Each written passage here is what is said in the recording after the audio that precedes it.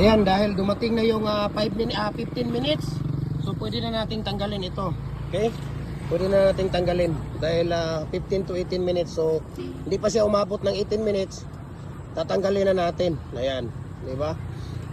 So ito yung ating Pins concrete post at dragon fruit post. Ayan, no? Napaka-quality po talaga, di ba?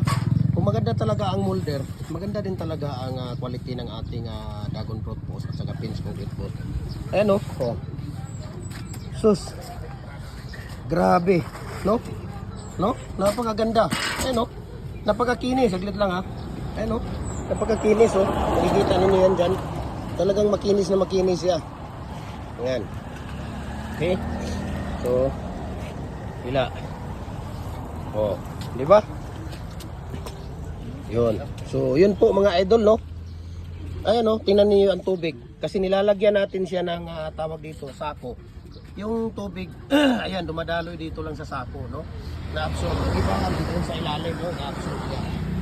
Yun yung pong tubig na dito sa ating tawag dito. Ayan. Napakaganda po, no? At please, paki-follow, paki-share ang ating video na ito dahil very informative video po ito. God bless po sa ating lahat.